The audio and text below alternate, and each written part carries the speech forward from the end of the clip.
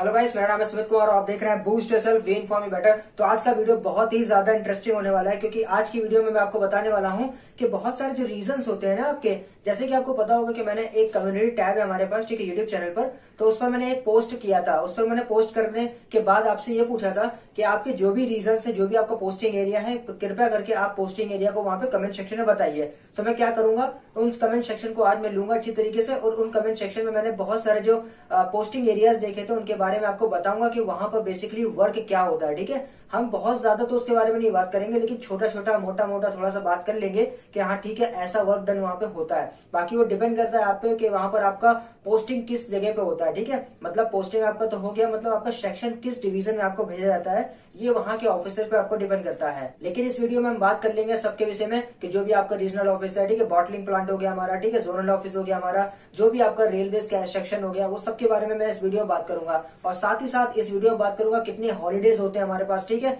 कितने हॉलीडेज हमको चाहिए होते हैं, क्या एचपीसीएल मदद करता है, ठीक है, गेट एग्जामिनेशन के लिए या अदर एग्जामिनेशन भी अगर आपका होगा तो क्या एचपीसीएल मदद करता है आपकी, क्या वहां पर ऑफिसर्स आपकी मदद करते हैं, क्या ऑफिसर्स आपको छुट्टी देते हैं कि नहीं देते हैं, ठीक है, एक वीक में आप कितनी छुट्टी ले सकते हैं, ये भी हम बताएंगे अच्छी तरीके से इस वीडियो में।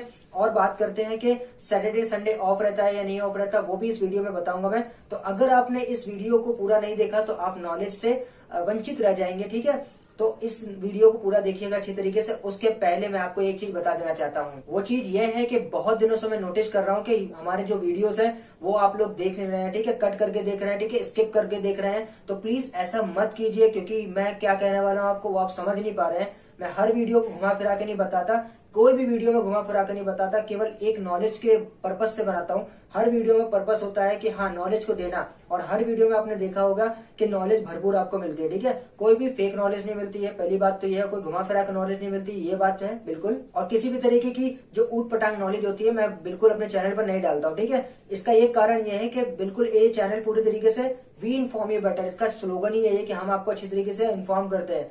तो अगर आप ये कट करके वीडियो देखते हैं, स्किप करके वीडियो देखते हैं, तो प्लीज मत कीजिए, क्योंकि आप बहुत बड़ी गलती कर रहे हैं यहाँ पर। ठीक है, क्योंकि मैं कोई हिडन सीक्रेट यहाँ पे दे दूंगा ना आपको, कुछ हिडन जो इन्फॉर्मेशन है अगर मैं दे दूंगा और अगर आपने वो नहीं देखा ना, तो आपको कोई भी ऑफिसर वहां बचा नहीं पाएगा, आपको ना ही कोई ऑफिसर बचा पाएगा एचपीसीएल में, ना तो आपका कोई एचआर आपको मदद करेगा, आपका रिपोर्टिंग ऑफिसर भी आपको मदद नहीं करेगा, क्योंकि गलती आपकी होगी, और ना मैं आपको मदद करूंगा। आप पूछेंगे सुमित भैया, सुमित सर क्या मैं इस बारे में कर सकता हूँ, आप मेरी मदद कीजिए अच्छी तरीके से, मेरा स्टाइपेंड नहीं आ रहा या और कोई भी गलती हो सकती है, आप मेरी मदद कीजिए सुधारने के लिए। तो वो गलती सुधारी नहीं जा सकेगी आपकी, और आपका जो दिक्कत होगा वो आपको ही झेलना पड़ेगा। इसीलिए मैं कह रहा हूँ कि आप जो भी मैं नोटिफिकेशन डालता हूँ अच्छी तरीके से उसको पूरा देखिए करिए वीडियो को, क्योंकि मैं उस वीडियो में कुछ ऐसा वैसा नहीं बताता हूँ कि पूरी वीडियो एक टॉपिक है मेरा छोटा सा तो उसको मैं लंबा घसीट रहा हूँ, ऐसा बिल्कुल भी नहीं है। अगर वीडियो क्यूएनए सेशन पर है तो क्यूएनए सेशन पे ही होगा। इससे याद आया मुझको, अगर आपने क्यूएनए सेशन वाला वीडियो नहीं देखा तो उसको देख लीजिए करिए। एक और बात मैं यहाँ पे क्या देना चाहता हूँ कि कुछ लोग क्या करते हैं, वीडियो स्किप करके देखते हैं, तो इस वजह से क्या होता है, उनके जो कमेंट्स का मैं रिप्लाई ऑलरेडी उस वीडियो में दे चुका होता हूँ, वो फिर से उस वीडियो को नहीं देखते हैं। तो क्या करते हैं, वो कमेंट बार बार करते हैं। बड़ा गंदा लगता है मुझे ये कहते हुए कि मुझे रिप्लाई बार बार देना पड़ता है, जबकि उस कमेंट का रिप्लाई ऑलरेडी मैं वीडियो में दे चुका होता हूँ। ठीक है, एक कैंडिडेट से मेरी बात हुई, उसने क्या कहा, सर मुझे ये प्रॉब्लम हो रही है, आप बताइए मुझे इसमें। मैंने कहा बेसिकली आप उस वीडियो को दोबारा देखिए, आपको आंसर पता चल जाएगा। उन्होंने कहा यस सर, मैंने वो वीडियो देखा और आंसर मुझे पता चल गया। तो इसका मतलब क्या है कि आप वीडियो पूरा देख ही नहीं रहे हैं। आपको ऑलरेडी मैं आंसर दे चुका होता हूँ, वहां पे मैं अप्रेंटिसशिप कर चुका हूँ, तो मुझे पता है कि आपका दिमाग कहाँ तक सोच सकता है, आप क्या सोचते हैं अच्छी तरीके से, वो मैं पूरा जानता हूँ। और हर क्वेश्चन को बारीकी से मैं जानता हूँ कि आप क्या पूछने वाले हैं। इसीलिए मैं क्या करता हूँ कि आपके क्वेश्चन को पहले से ही प्रिपेयर कर लेता हूँ, और जो भी कमेंट मुझे नहीं आता है तो मैं सारे कमेंट्स को अपने यूट्यूब चैनल से उठाकर आपको जवाब दे देता हूँ। पर आप क्या करते हैं, वीडियोस नहीं देखते हैं। इसीलिए मैं कह रहा हूँ कि स्किप करके वीडियो मत देखो, पूरा देखो वीडियो, आधा मत देखो, क्योंकि बीच में अगर नॉलेज में दे दूंगा ना वो आपके लिए खतरनाक साबित होगी अगर आप उस नॉलेज को आपने नहीं देखा है। और डेफिनेटली ये होने वाला है। मैं एक दावा करता हूँ कि अभी जो आने वाली वीडियो है, अगर आपको उसने नहीं आप वो वीडियो नहीं देखेंगे तो आप डेंजर्स में आ जाएंगे। और फिर मुझे मत कहिएगा सुमित सर आपने बताया नहीं था, या ऐसा कुछ कमेंट्स में मत कहिएगा कि आपने तो ये बताया ही नहीं था पूरी वीडियोस में। एक्चुअली मैं बताने ही वाला हूँ, लेकिन आप ही नहीं देख रहे हैं, ये आपकी गलती है ना कि मेरी गलती है।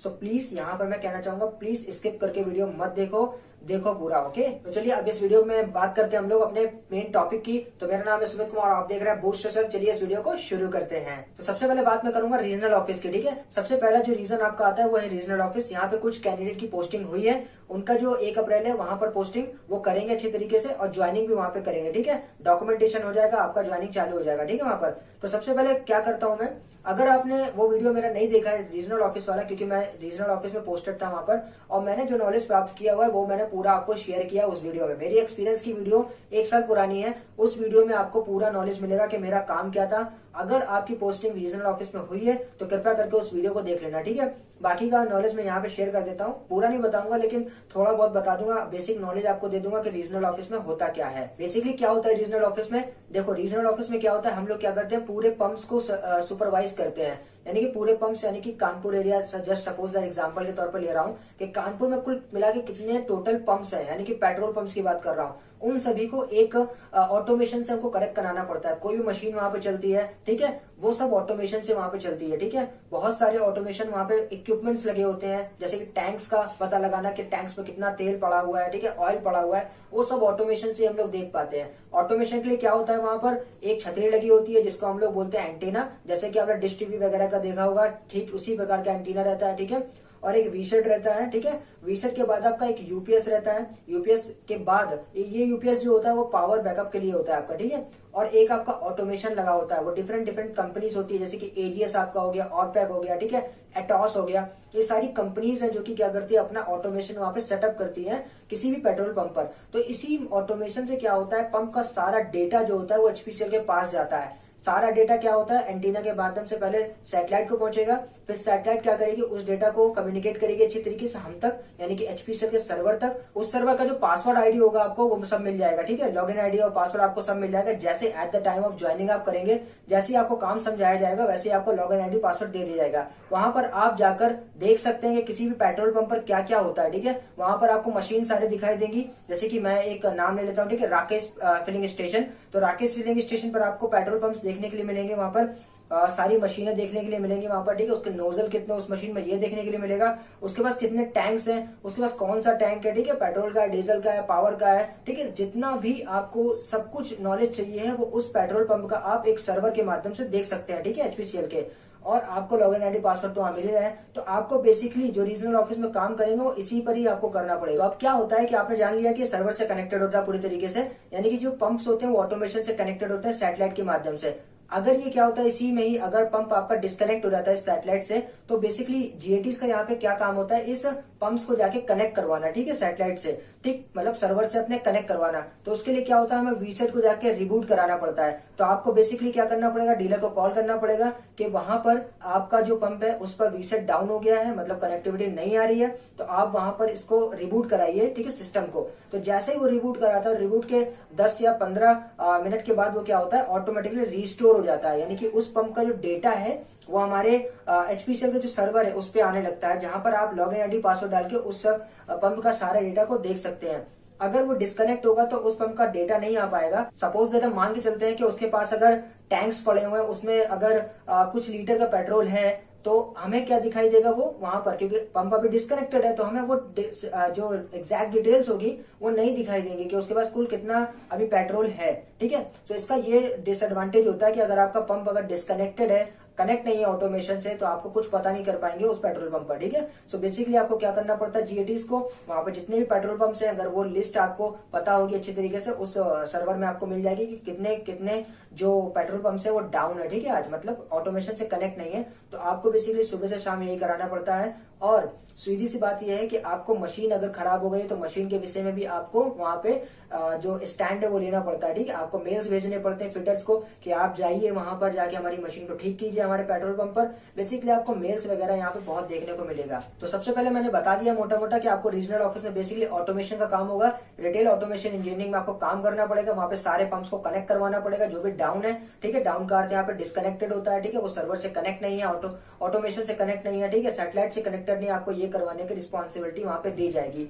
मशीनों की रिस्पॉन्सिबिलिटी भी आपको दी जाएगी, साथ ही साथ डॉक्यूमेंटेशन भी आपको वहाँ पे बहुत सारा देखने के लिए मिलेगा। सो ये ऑफिस का वर्क पूरा हो जाता है, ठीक है। तो यहाँ पे रीजनल ऑफिस यहाँ पे खत्म होता है, ठीक है। अब बात करते हैं हम जोनल ऑफिस की। जोनल जो ऑफिस होता है इससे बड़ा एक ऑफिस होता है, ठीक है, जहां पर ये जो रीजनल ऑफिस होता है वो पूरी तरीके से जोनल ऑफिस को रिपोर्ट करता है। यानी कि जोनल ऑफिस क्या करता है, हर दिन आपको एक मेल प्रोवाइड कराता है, ठीक है, जीएटीज को, कि आपके साइट पर इतने पंप्स डाउन है, वो क्यों डाउन है हमें पता लगाकर तुरंत एक मेल रिवर्ट कीजिए, ताकि हम उस को जान पाए कि आपके जो क्षेत्र है, मतलब कानपुर का क्षेत्र है, एक जैसे एग्जांपल ले रहा हूँ, सो वो क्यों डाउन है। बहुत सारे पेट्रोल पंप डाउन हो जाते हैं ना, डिस्कनेक्ट हो जाते हैं, वो क्यों हो रहे हैं हमको बताइए। सो पूरी तरीके से रीजनल ऑफिस जो होता है वो पूरी तरीके से जोनल ऑफिस को एक तरीके से रिपोर्ट करता है, और जोनल ऑफिस उनकी बातों को मानता है, ठीक है। वो ये तक कहता है कि अगर कोई जीएटीज पंप्स में कोई दिक्कत आ रही है, वो कनेक्ट नहीं करा पा रहा है, और अगर किसी जीएटीज को वहां पे दिक्कत आ रही है कि वो पंप से कम्युनिकेट नहीं कर पा रहा है, तो वो जोनल ऑफिस को मेल भेज सकता है, ठीक है। जोनल ऑफिस में 2 जीएटीज वहां पे काम करते हैं और रीजनल ऑफिस में 1 जीएटी काम करता है, ठीक है। सो इस प्रकार से जो सारे जीएटीज होते हैं वो आपस में कम्युनिकेट बना के रखते हैं। जोनल ऑफिस का कम्युनिकेशन जो होता है वो रीजनल ऑफिस से होता है, तो यहाँ पे कोई दिक्कत की बात नहीं, आपको वहां पे कम्युनिकेशन मिलेगा, ठीक है, आपकी हेल्प की जाएगी अगर जो रीजनल ऑफिस में है। तो इस प्रकार से देखा जाए तो रीजनल ऑफिस और जोनल ऑफिस में जमीन आसमान का कोई फर्क नहीं है, ठीक है।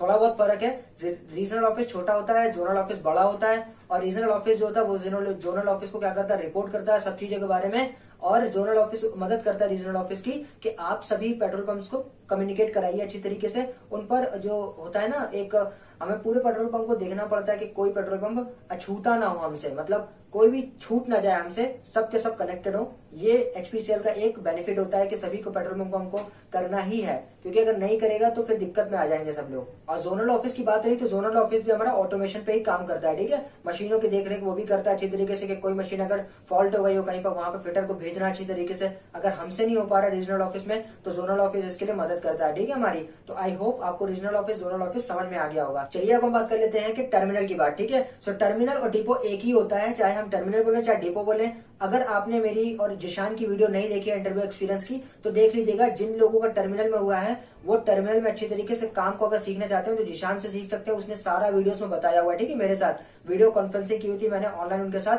उन्होंने सब चीजें बताई हुई है उसके बारे में कि रीजनल ऑफिस में आपका टर्मिनल में क्या क्या बेसिकली होता है, क्या क्या रिस्पॉन्सिबिलिटीज होती है, आपको सब पता चल जाएगा। ऐसा भी नहीं है कि वहाँ पे हर ब्रांचेस का काम वहाँ पे होता है, ऐसा नहीं कि कोई मैकेनिकली का वहाँ पे काम है, या इलेक्ट्रिकल का वहाँ पे काम है, या आईटी का वहाँ पे काम है, सब चीज का वहाँ पे काम होता है। अगर आपने वो वीडियो नहीं देखा तो प्लीज जाकर देख लीजिएगा, ठीक है। मोटा मोटा मैं यहाँ पे बता देता हूँ आप लोग को सरल लैंग्वेज में, कि देखिए आपको क्या होता है कि रीजनल ऑफिस है, ठीक है, समझ गया। और रीजनल ऑफिस पूरी तरीके से पेट्रोल पंप जो होते हैं उस पर निगरानी करता है, ठीक है। अब पेट्रोल पंप पे डीलर होते हैं जो उस पंप के मालिक होते हैं। अब वहां पे पेट्रोल या डीजल वो लोग बेचते हैं, ठीक है। अब उनका डीजल या पेट्रोल कभी ना कभी तो खत्म होगा ना। अब इसके लिए क्या करते हैं वो लोग, सबसे पहले वो लोग टर्मिनल में कॉल करते हैं कि हमें एक गाड़ी की आवश्यकता है, इतने लीटर हमको पेट्रोल चाहिए, ठीक है, या डीजल चाहिए बाय द वे। सो इसके लिए वो टर्मिनल में कॉल करते हैं, फिर वो पेमेंट करते हैं, देन उसके बाद गाड़ी उनकी लग जाती है। तो वो टर्मिनल से ही तेल आता है वाला, ठीक है, पेट्रोल हो चाहे वो डीजल हो, वो टर्मिनल से ही आता है। और वहां पे क्या क्या रिस्पॉन्सिबिलिटी होती है तो वो आप जाकर जिशान वाली वीडियो देख लीजिए। सबसे पहले वो क्या करते हैं, पेट्रोल का मेजरमेंट करते हैं कि कितना पेट्रोल जा रहा है वहां पे, एक्चुअली उतना अमाउंट जितना डीलर ने मंगवाया हुआ है उतने ही अमाउंट में जा रहा है कि कम जा रहा है, प्रेशर कितना है उसका, ठीक है, डेंसिटी कितनी है, सही अमाउंट में गया है या नहीं गया है। जो मैंने डेंसिटी बताई थी अच्छी तरीके से, जो प्रेशर बताया था उस प्रेशर में गया है या नहीं गया, क्योंकि टैंक्स का प्रेशर भी देखना पड़ता है ना, प्रेशर ज्यादा ना हो जाए टैंक बर्स्ट कर जाएगा फिर। तो इस तरीके से सब चीजों के बारे में हमको जानना पड़ता है। तेल को कैसे निकाला जाता है वहां से, ठीक है, पाइपलाइंस के थ्रू तेल आता है वहां पे अच्छी तरीके से, या फिर रेलवे वैगन्स के थ्रू आता है। तो ये सारी रिस्पॉन्सिबिलिटीज वहां पे जीएटीज को देखनी पड़ती है, ठीक है। तो इस तरीके से एक मोटा मोटा आइडिया आपको मिल गया कि जो गाड़ियां आती है, ठीक है, पेट्रोल पंप पर जो पेट्रोल आता है वो टर्मिनल से आता है, और टर्मिनल पर जीएटीज को बहुत सारी रिस्पॉन्सिबिलिटी वहां देखनी पड़ती है, ठीक है। जैसे प्रेशर डिवाइस हो गई आपकी, ठीक है, और डेंसिटी डिवाइसेस हो गई, बहुत सारे डिवाइसेस वहां पे लगी रहती हैं। आपको यहाँ पे सीखने के लिए बहुत मिलेगा। जैसे कि कंपेयर करते हैं रीजनल ऑफिस से, तो रीजनल ऑफिस में ज्यादा आपको सीखने को नहीं मिल रहा है, सीखने तो वहां भी है आपको, लेकिन ज्यादा जो बात करें सीखने की तो वो आपको यहाँ पर टर्मिनल में ज्यादा मिलेगी, क्योंकि आपको सीखने के लिए बहुत ज्यादा मिलेगा। मशीनें आपको वहां बहुत ज्यादा देखने को मिलेंगी, ठीक है, इक्विपमेंट्स वहां पर देखने को ज्यादा मिलेंगे। आपको कैसे एक डील करते हैं, एक पेट्रोल से एक डीजल से आप कैसे डील करते हैं वहां पे ये सीखने को मिलेगा। और आप ये देख पाएंगे कि कैसे एक गाड़ी में पेट्रोल को मतलब फिल किया जाता है अच्छी तरीके से। ये लगता आसान है लेकिन आसान नहीं होता है। जब आप वहां पर देखेंगे देखेंगे ना, जब आपको पता चलेगा। जो भी लोग हैं टर्मिनल से, वो लोग कमेंट सेक्शन में मुझे बताइएगा कि वो लोग टर्मिनल से हैं, ठीक है। सो अच्छी तरीके से यहाँ पर मैंने बता दिया मोटा मोटा कि ये काम होता है। बाकी बहुत ज्यादा काम होता है। अगर आपको जानना है कि क्या क्या काम होता है तो जाकर जीशान वाली वीडियो मेरे साथ देख लीजिए, उसमें सारा जीशान ने बताया होगा कि क्या क्या काम होता है, ठीक है। चलिए अब हम बात कर लेते हैं अपने रेलवे सेक्शन की। सो रेलवे सेक्शन जो क्या होता है वो टर्मिनल से ही जुड़ा होता है। अब रेलवे का यहाँ पे क्या काम है, आप सोच रहे होंगे रेलवे का यहाँ पे क्या काम है, ठीक है, क्योंकि ये तो एचपीसीएल कंपनी है, बेकायदा यहाँ पे रेलवे का भी काम होता है, ठीक है।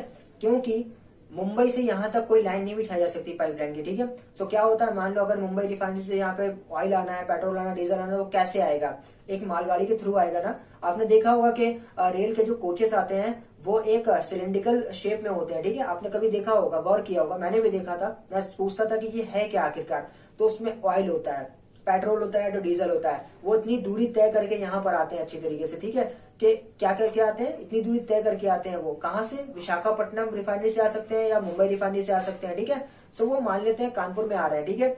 सो रेलवे वैगन्स को अटेंड करना, वहां पे उसका जो प्रोडक्ट है वो निकाल के कहीं पर ट्रांसफर कराना, उसका पूरी तरीके से सर्वेक्षण करना कि आपका सही पेट्रोल आ रहा है, कितनी क्वांटिटी में आया है, कितना क्या आया, सुपरविजन करना उसका, ये सब रेलवे के अंतर्गत आता है, ठीक है। तो टर्मिनल में हम लोग को एक और सेक्शन देखने के लिए मिलता है, वो है रेलवेज का। सो यहाँ पर क्या होता है, कुछ कैंडिडेट होते हैं वो रेलवे सेक्शन में चले जाते हैं और कुछ कैंडिडेट जो होते हैं वो हमारे टर्मिनल सेक्शन में काम करते हैं। तो इस प्रकार से आप देख सकते हैं कि वहां से आपका प्रोडक्ट आ रहा है इतनी दूरी से, ठीक है, रेल के थ्रू आ रहा है। सो उसको कैसे मैनेज आप लोग को करना है, ठीक है। वहां भी बहुत सारे आपको सीखने को मिलेगा रेलवे में कि आपका पेट्रोल कैसे आता है, डीजल कैसे आता है, वहां पर आपको क्या उसके बाद करना पड़ता है, क्या प्रोसीजर आपका रहता है, वो सब आपको वहां पे सीखने के लिए मिलेगा, ठीक है। आपका इक्विपमेंट्स क्या क्या होते हैं, ये बहुत ज्यादा आपको सीखने के लिए मिलेगा। हाँ, यहाँ पर शिफ्ट होती है, रेलवे में शिफ्ट होती है, और वो शिफ्ट की बात मैं अभी आगे करूंगा, ठीक है, इस वीडियो में। सो आई होप आपको टर्मिनल और डिपो समझ में आ गया होगा कि टर्मिनल और डिपो क्या चीज होता है, ठीक है। और इसी के अंतर्गत आपका रेलवे होता है। रेलवे का कोई अलग से सेक्शन नहीं है, बाकायदा अगर आपका प्रोडक्ट कहीं दूसरी जगह से आ रहा है, ठीक है, वो रेल कोचेस के थ्रू आता है। बहुत से अपने सिलेंड्रिकल शेप में आपका जो टैंकर देखा होगा वहां पे लगा रहता है, ठीक है, रेलवेज में, तो वो वहां से आता है और आपको उसको मैनेज करना वहां पे सिखाया जाता है। उसमें क्या क्या दिक्कत होती है वो आपको वहीं पता चलेगा कि आपको क्या क्या वहां पर करना पड़ता है। बेसिकली मैंने ये बता दिया यहाँ पे कि हाँ, रेलवे इससे कनेक्टेड है एचपीसीएल से, ठीक है। तो वहां पर आपको शिफ्ट भी देखने के लिए मिलेगी। अब वहां पर ये तो पता चल गया कि आपका रेलवेज में काम है, तो जैसे ही अगर वहां से कुछ भी प्रोडक्ट आता है तो आपको उसकी देखरेख करनी पड़ेगी, सुपरविजन करना पड़ेगा, उसका चार्ट बनाना पड़ेगा, कितना आया है, कितना गया है, ठीक है, क्या क्या मतलब है। वहां पे भी टैंकर्स होते हैं ना आपके डिपो में, तो उस तेल को यानी कि उस ऑयल को यानी कि उस पेट्रोल को आपको क्या करना पड़ता है, उस टैंकर्स में डालना पड़ता है। वो बहुत बड़े बड़े टैंकर्स होते हैं, ठीक है। वो रिस्पॉन्सिबिलिटी शायद आपको नहीं दी जाएगी, लेकिन आपको सुपरविजन दिया जाएगा वहां पर कि आप सुपरवाइज कीजिए कि सही तरीके से जो नीचे आपके कर्मचारी वो सही तरीके से काम कर रहे हैं या नहीं कर रहे हैं, ठीक है। ऑयल की डेंसिटी क्या है आपको वहां पे जांचनी पड़ेगी, ऑयल का प्रेशर क्या है अच्छी तरीके से वहां पर जांचने को बोला जाएगा आपसे, ठीक है। तो ये सब रिस्पॉन्सिबिलिटीज आपको वहां पे देखने के लिए मिलेगी। तो इस तरीके से हमारा ये सेक्शन यहाँ पे खत्म होता है, ठीक है। अब हम बात कर लेते हैं कि वहां पर एक और सेक्शन होता है, पाइपलाइन सेक्शन, ठीक है। पाइपलाइन क्या होता है कि कोई पास में अगर रिफाइनरी है, अगर मैं बात करूं कि सपोज मान लेते हैं एक कि कानपुर जो है विशाखापट्टनम के बिल्कुल पास में है, ठीक है। अब वहां पर रेल का कुछ करना जाता है तो इम्पोर्टेंट नहीं है, क्योंकि वहां पर खर्चा ज्यादा आएगा, सिंपल सी बात है। हम लोग क्या करेंगे, एक पाइपलाइन बिछा देते हैं भाई साहब, ठीक है। अब उस पाइपलाइन में मेंटेनेंस करना, पाइपलाइन को देखना कि कहाँ से पेट्रोल आ रहा है, कितना आ रहा है, कैसे आ रहा है, प्रेशर क्या उसका, डेंसिटी क्या है, बिल्कुल सेम यही काम आपको भी करना पड़ेगा वहां पे पाइपलाइन डिवीजन में। सो पाइपलाइन डिवीजन में भी वहां पे यही काम होता है एक्चुअली कि पाइपलाइन डिवीजन वहां से आ रहा है, ठीक है, मतलब विशाखापट्टनम से कानपुर में आ रहा है, सपोज दैट, ऐसा मान लेते हैं। वैसे विशाखापट्टनम बहुत दूर है, लेकिन हम मान लेते हैं सब थोड़ी देर के लिए कि वहां से यहाँ तक पाइपलाइन बिछाई गई है और वहां से आ रहा है। आपको वहां पे बहुत सारी रिस्पॉन्सिबिलिटीज वहां पे भी देखनी पड़ती है, चेक करना पड़ता है कि जो पाइप का जो है वो प्रेशर कितना अच्छी तरीके से वहां पे प्रेशर से आ रहा है या नहीं आ रहा है अच्छी तरीके से, ठीक है। ये सारी चीजें आपको देखनी पड़ती है वहां पर, और सारी जो रिस्पॉन्सिबिलिटी है वो वहां पर जाकर आपको पता ही चल जाएगा, ठीक है। अभी क्या कर रहा हूं मैं, एक जो कैंडिडेट है अगर मेरा उसके साथ बिल्कुल बॉन्डिंग हो जाता है तो मैं एक एलपीजी बॉटलिंग प्लांट पे अगर लेके आऊंगा एक वीडियो एक्सपीरियंस का, ठीक है, अच्छी तरीके से आप इस वीडियो को देखते रहिएगा। सो अब हम बात कर लेते हैं हमारा जो सबसे मेन इंपॉर्टेंट आता है एलपीजी बॉटलिंग प्लांट। आपने देखा होगा इंडियन का, आपने देखा होगा गैस सिलेंडर आपके घर में ही आप यूज करते होंगे, ठीक है। बीपीसीएल का आपने देखा होगा आप सिलेंडर यूज करते हैं, ठीक है, रसोई घर में जो किचन में यूज करते हैं आप लोग अच्छी तरीके से। सो इसी प्रकार से एचपी का भी आपका देखने के लिए मिलता है सिलेंडर, ठीक है। तो क्या होता है एलपीजी बॉटलिंग प्लांट में हम लोग एचपीसीएल में जाते हैं, एलपीजी का बॉटलिंग प्लांट वहां पे होता है। सो आप वहां पे देख पाएंगे कि सिलेंडर किस तरीके से भरते हैं वहां पर, ठीक है। सबसे पहले मान लेते हैं ये एक लाइन है, इस लाइन में सिलेंडर आते हैं, ठीक है, और एक मशीन लगी होती है जो कि उनमें इनको धकेलती है वहां की तरफ के सेक्शन ये लगा होता है, ठीक है। मतलब ये आपकी लाइन आ रही है, ठीक है, ये एक सेक्शन है, तो एक मशीन लगी होती है, जैसे सिलेंडर यहाँ से ऐसे आ रहे होते हैं तो वो मशीन इधर पुश कर देती है सिलेंडर को, और ऊपर इक्विपमेंट्स लगा होता है, तो एलपीजी जो होती है आपकी वो सिलेंडर में भरती है। और फिर एक अलग सेक्शन लगा होता है कि ये सारे जो सिलेंडर होते हैं वो यहाँ से भरने के बाद किसी अलग ही लाइन में जा रहे होते हैं, ठीक है। सो इस प्रकार से अगर हम कहें तो सिलेंडर किस प्रकार से भरता है ये एलपीजी बॉटलिंग प्लांट में आपको देखने के लिए मिलेगा। तो जैसे कि मैंने यहाँ बताया आपको भरने के लिए देखने के मिलेगा, तो सबसे पहले आपको एलपीजी बनाना यहाँ पे पता चलेगा कि एलपीजी कैसे प्रोड्यूस होती है वहां पर, ठीक है। एलपीजी बॉटलिंग प्लांट में आपको एलपीजी प्रोड्यूस करना बताया जाएगा, आपको सिखाया जाएगा अच्छी तरीके से। वहां भी बहुत बड़ा प्लांट होता है, ठीक है, वहां पर रिफाइनरीज आपको वहां पे भी देखने के लिए मिल सकती है अच्छी तरीके से। वहां पे बहुत सारी मशीनें आपको देखने के लिए मिल सकती है एलपीजी बॉटलिंग प्लांट में, ठीक है। सो आपको वहां पर रिस्पॉन्सिबिलिटीज दी जाएंगी, सुपरविजन करने का हो सकता है कि आपको शायद सुपरविजन करना हो कि सिलेंडर सही तरीके से आ रहे हैं, सही तरीके से भरा जा रहा है गैस या नहीं भरा जा रहा है, ठीक है, ये आपको दे सकते हैं वहां पे। और एक दूसरा सुपरविजन होता है कि एलपीजी जो प्रोसीजर है वहां पर, ठीक है, प्रोडक्शन का जो प्रोसीजर है वो आपको सुपरविजन करना है कि सही तरीके से जो आपके नीचे जो काम कर रहे हैं लोग वो सही तरीके से काम कर रहे हैं या ऐसी मौज मस्ती में बल एलपीजी काम कर रहे हैं, ठीक है। तो ऐसा आपको देखना पड़ सकता है, जीएटी से यहाँ पे कर सकते हैं। तो मोटा मोटा अभी तक मुझे ये पता चला है कि एलपीजी बॉटलिंग प्लांट में भाई साहब सिलेंडर भरे जाते हैं, ठीक है, एलपीजी का जो प्रोडक्शन है वो किया जाता है अच्छी तरीके से, और ये बहुत बड़ा होता है, कुछ छोटा नहीं होता, ठीक है, क्योंकि एलपीजी वहां पे सप्लाई की जाती है। सो जैसे कि आपने शायद देखा हो, मैंने तो देखा है एचपीसीएल का जो वो होता है इंडियन की तरीके एक सिलेंडर होता है, उस पर केवल एचपीसीएल का मुहर लगा रहता है, ठीक है, लोगो बना होता है कि एचपीसीएल का ही सिलेंडर है। तो वो लोग भी जैसे देखते हैं बीपीसीएल का हम लोग देखते हैं, ठीक है, बीपीसीएल का एक नीले और पीले कलर का आता है, ठीक है, सिलेंडर। सो वहां पे भी हम लोग देख पाते हैं, तो उनका अलग बॉटलिंग प्लांट होता है, ठीक है, वो लोग भी एलपीजी को सप्लाई करते हैं। तो इस प्रकार से देखा जाए तो एचपीसीएल क्या करती है, बहुत सारे प्रोडक्ट बनाती है। अभी तो मैंने आपको बताया नहीं, एविएशन फील्ड में भी वो लोग क्या करती है, ठीक है, वहां पे पेट्रोल की तरीके वो दिखता है लेकिन पूरा पानी की तरीके वो होता है, ठीक है, उसको बोलते हैं एटीएफ, ठीक है, एविएशन टर्बाइन फ्यूल। तो वहां पे भी आपको मिलता है, ठीक है, वहां पे भी जो एचपीसीएल होती है वो एटीएफ का प्रोडक्शन करती है, ठीक है। एविएशन इंडस्ट्री में भी वो लोग अपना क्या करते हैं, प्रोडक्शन को वहां पे सेल करते हैं।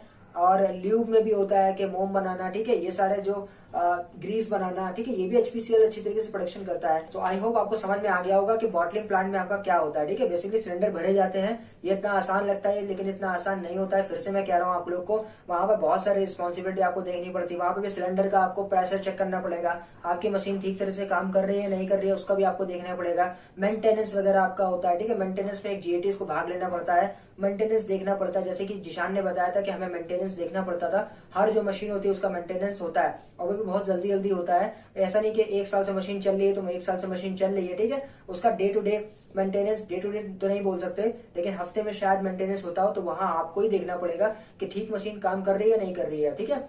सो यहाँ पर बहुत सारी रिस्पॉन्सिबिलिटी आपको देखनी पड़ेगी। इस तरीके से मैंने क्या किया इस वीडियो में, आपके जो मेन इंपॉर्टेंट जो रीजंस थे, ठीक है, जहां पर आपका पोस्टिंग होने वाला था, उन सभी को यहाँ पर लिया है और उन सभी के बारे में थोड़ा थोड़ा आपको बताया है। बहुत ज्यादा तो नहीं बताया है मैंने, लेकिन थोड़ा थोड़ा आपको बताया एक नॉलेज के लिए कि हाँ ये वाला काम यहाँ पे होता है। आप इन रिस्पॉन्सिबिलिटी को कम मत समझिए, क्योंकि ये रिस्पॉन्सिबिलिटी आपको बहुत सारी निभानी पड़ेगी वहां पर, ठीक है। एक जीएटीज पर डिपेंड करेगा कि वो वहां पर परफॉर्मेंस कैसा देता है। अगर आप परफॉर्मेंस की वीडियो देखने जाते हैं तो जिशान से कुछ सीखिए, उस वीडियो में सब कुछ उसने बताया हुआ है भाई ने, और उस वीडियो में उन्होंने बताया किस तरीके से उन्होंने रिस्पॉन्सिबिलिटीज को निभाया है। तो मैं आशा करता हूँ कि आप भी जिशान के तरीके अच्छी तरीके से अपना जो चाहे वो जो भी आपका हो, चाहे वो रीजनल ऑफिस हो, जोनल ऑफिस हो, चाहे वो बॉटलिंग प्लांट हो आपका, चाहे वो रेलवे का हो, वहां पर आप सारा, चाहे वो पाइपलाइन का हो डिवीजन, सारे डिवीजन में आप महारत हासिल करेंगे और सभी जगह आप अच्छी तरीके से काम करेंगे। चलिए आप बात करें तो सबसे मेन इंपॉर्टेंट बात की कि टाइमिंग्स आपकी क्या रहेगी। देखिए रीजनल ऑफिस की अगर बात करते हैं तो वहां पर, जोनल ऑफिस की बात करते हैं तो दोनों में क्या रहता है, टाइमिंग 9 से आपकी 5 की रहती है। आप 9 बजे जाइए और 5 बजे आप आ जाइए, ठीक, घर पर। और छुट्टी की बात हम लोग कर लेते हैं तो सैटरडे संडे वहां पे छुट्टी रहता है, ठीक है। ऐसा नहीं है कि सैटरडे आपको बुलाया नहीं जाएगा। अगर कुछ काम आता है, अगर डाउन साइड बहुत ज्यादा बढ़ जाती है तो आपको कनेक्ट कराना पड़ेगा, तो उसके लिए आपको शनिवार को भी आना पड़ेगा, ठीक है, सैटरडे को भी आपको आना पड़ेगा। बाकायदा हो भी सकता है कि आपको संडे को भी घर से काम करना पड़े। तो ऐसी पॉसिबिलिटीज आ सकती है, मेरे साथ भी आई थी, मुझे भी सैटरडे संडे घर से ही काम करना पड़ा था, ऐसा हो जाता है कभी कभी, ठीक है। सो आपको क्या करना पड़ेगा, यहाँ पर अच्छी तरीके से अपनी रिस्पॉन्सिबिलिटी को निभाना पड़ेगा, ठीक है। सो मैंने बात कर लिया है कि आपका टाइमिंग क्या रहता है रीजनल ऑफिस में, 9 से 5 आपका रहेगा अच्छी तरीके से, ठीक है। आपको छुट्टी कितनी मिलेगी, और यहाँ पे सबके विषय में बता देना चाहता हूँ, सबको 14 सिक लीव मिलती है, 14 जो कैजुअल लीव मिलती है। इसका मतलब ये नहीं है कि आपको 14 मिली है तो आप 14 ही मतलब ले जा रहे हैं, छुट्टी ले जा रहे हैं, छुट्टी, ऐसा नहीं आपको करना है। वहां पर केवल समझा जाएगा कि आप छुट्टी लेने ही यहाँ पर आए हैं, वहां पे काम नहीं कर रहे हैं, कुछ एचपीसीएल को दे ही नहीं रहे हैं प्रोडक्टिव अपनी तरफ से, ठीक है। जीएटी होने के नाते आप छुट्टी तभी लीजिए जब आपको जरूरत हो। जैसे कि आपका जो आता है, क्या बोलते हैं उसको, जो भी एग्जामिनेशन आता है उसमें आप खुल के एचपीसीएल के ऑफिसर से बात कर सकते हैं, ठीक है, अपने रिपोर्टिंग ऑफिसर से। सर मेरा जो यहाँ पर एग्जाम लगा हुआ है, चाहे वो गेट का हो चाहे अदर कॉम्पिटेटिव एग्जाम का, उससे कोई फर्क नहीं पड़ता, आपका एग्जाम है, तो आप उनसे बात कर सकते हैं। अगर आपको छुट्टी देना होगा तो वो बिल्कुल देंगे, डेफिनेटली देते ही है वहां पे आपको, क्योंकि एग्जाम लगा हुआ है, उसको देना भी बहुत जरूरी है। तो आप वहां पे एग्जाम देने के लिए आपको छुट्टी मिलेगी, ठीक है। गेट के लिए अगर आपका गेट एग्जाम होता है तो कुछ दिन के लिए आपको वहां पे मिल सकता है अच्छी तरीके से कि ठीक है ये जो कैंडिडेट है जीएटी का वो नहीं आ पाएगा हफ्ते 15 दिन तक, तो इसको वहां पे मिल जाता है समय, ठीक है। तो वहां पर आपको गेट के लिए भी समय मिल जाता है, आपको पढ़ने के लिए भी वहां पर समय मिलता है, कोई दिक्कत की बात नहीं है। बट इसका मतलब ये नहीं कि 8 घंटे की आपकी जॉब है तो आप 7 घंटे वहां पे पढ़ ही रहे हैं, 1 घंटे केवल काम कर रहे हैं। जैसे कि मैंने पिछले Q&A सेशन में एक क्वेश्चन उठाया था कि वो बोल रहे थे 5 घंटे मुझे पढ़ने का मौका मिलेगा क्या। इट इज इम्पॉसिबल, ये नहीं मिल सकता आपको। हो सकता है कि आपको 2 से 3 घंटे का मिल जाए समय, ये बिल्कुल सही भी है। 5 घंटे 8 घंटे की आपकी जॉब है, 5 घंटे आप काम कर रहे हैं, 3 घंटे आप पढ़ रहे हैं, बहुत सही है। तो इस प्रकार से आपका जो क्वेश्चन था कि पढ़ने के लिए टाइम मिलता है नहीं मिलता, वो मिलता है। छुट्टी जो होती है वो मिलती है नहीं मिलती है, बिल्कुल मिलती है छुट्टी। वहां पे आप लेना चाहें तो रिपोर्टिंग ऑफिसर से ले सकते हैं, कोई भी दिक्कत कोई परेशानी की बात नहीं है, ठीक है। और जो टाइमिंग्स थी वो मैंने बता दिया, 9 से 5 होती है। यहाँ पे मैं आपको बता देना चाहता हूँ एक्सेप्शन, ठीक है। रेलवे सेक्शन में आपको क्या होगा, वहाँ पे शिफ्ट आपको देखने के लिए मिलेगी। रीजनल ऑफिस में आपको कोई शिफ्ट देखने के लिए नहीं मिलेगी, जोनल ऑफिस में आपको कोई नहीं देखने के लिए मिलेगी। बॉटलिंग प्लांट में ऐसा हो सकता है क्योंकि वो रेगुलर काम है, एलपीजी सिलेंडर कभी बंद नहीं होंगे, ठीक है, अच्छी तरीके से। तो वहां पे हो सकता है आपको शिफ्ट देखने के लिए मिल जाए, लेकिन मेरे हिसाब से नहीं मिलना चाहिए। सैटरडे वहां पे ऑफ रहेगा नहीं, ठीक है। आपका बॉटलिंग प्लांट में आपका सैटरडे ऑफ नहीं रहेगा, ये मैं शायद ऐसे कह सकता हूँ, क्योंकि टर्मिनल में सैटरडे ऑफ नहीं रहता है, आपको काम करना पड़ता है। अगर हम टर्मिनल की बात करते हैं तो यहाँ पे आपको जो वर्क है वो 9 से 5 ही करना पड़ेगा, कोई दिक्कत नहीं। थोड़ा सा लेट भी हो सकता है, आपका 6 भी बज सकता है, कोई घबराने की बात नहीं है। लेकिन आपको छुट्टी का जो सिलसिला देखने के लिए मिलेगा वो आपका जो वर्किंग आवर्स है जो आपके, वो तो मैंने बता दिया, लेकिन आपका वर्किंग डेज जो आपका रहेगा वो मंडे टू सैटरडे रहेगा, आपको छुट्टी नहीं मिलेगी, ठीक है। रीजनल ऑफिस वाले को छुट्टी मिलेगी सैटरडे को, लेकिन जो टर्मिनल है वहां पर आपको डिपो में कोई भी छुट्टी नहीं मिलेगी सैटरडे को, यानी कि आपको सैटरडे को भी वहां बिजी रहना पड़ेगा, ठीक है। ऐसा हम लोग बॉटलिंग प्लांट में भी देख पाते हैं कि बॉटलिंग प्लांट में भी हम लोग को सैटरडे को छुट्टी नहीं मिलेगी, क्योंकि वहां पर डेली आपका सिलेंडर्स होगा वो भरे जाएंगे, ठीक है। एलपीजी बॉटलिंग प्लांट है, सिलेंडर सब जगह जाते हैं, ठीक है। सबका सिलेंडर एक दिन पे बहुत लोग का जो होता है वो एक्सपायर्ड हो जाता है अच्छी तरीके से।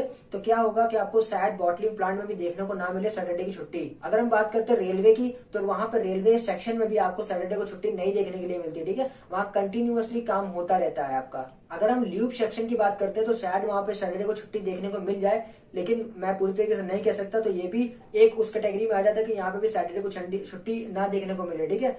जो सैटरडे को छुट्टी देखने के लिए मिलेगी वो रीजनल ऑफिस और जोनल ऑफिस यहाँ पे देखने के लिए मिलेगी। तो अगर आप रीजनल ऑफिस में है या जोनल ऑफिस में है तो आपको बहुत ज्यादा वहां पढ़ने का टाइम मिल सकता है, क्योंकि सैटरडे का जो छुट्टी होगा वो आपके लिए हो सकता है। बाकी bottling plant, railway section, lube हो गया, ठीक है, पाइपलाइन सेक्शन हो गया, यहाँ पे आपको नहीं देखने के लिए मिलेगा जो भी आपका सैटरडे का छुट्टी है। और अगर मैं शिफ्ट की बात करता हूँ तो रेलवे सेक्शन में ही आपको शिफ्ट देखने के लिए मिलेगी और कहीं पे आपको शिफ्ट नहीं देखने के लिए मिलेगी, ठीक है। सबसे पहले तो शिफ्ट होती है वो 6 से 2 की होती है, ठीक है, दोपहर 2 बजे तक, और सवेरे 6 बजे से दोपहर 2 बजे तक होती है, दोपहर 2 बजे से 10 बजे तक होती है की शिफ्ट, और 10 बजे से सवेरे 6 बजे तक होती है। तो यहाँ पे 3 शिफ्ट में आपको काम करना पड़ता है रेलवेज के अंदर, ठीक है। चाहे तो आप रेलवेज में काम कर सकते हैं, अगर आप टर्मिनल में हैं तो आप स्विच भी करा सकते हैं, जैसे कि जिशान ने बोला था, तो उसने दोनों में काम किया हुआ था, चाहे वो टर्मिनल का हो चाहे वो आपका जो रेलवेज का डिपार्टमेंट है वहां पे भी उन्होंने काम किया था। तो शिफ्ट केवल एक ही जगह पे आपको देखने के लिए मिलेगी शायद, मैं पूरी तरीके श्योर नहीं हूँ। अगर श्योर नहीं हूँ मैं तो आप बताइएगा कमेंट सेक्शन में, ठीक है। इसी वीडियो में जब आप ज्वाइन कर लीजिएगा कि सर यहाँ पे भी शिफ्ट चलती है,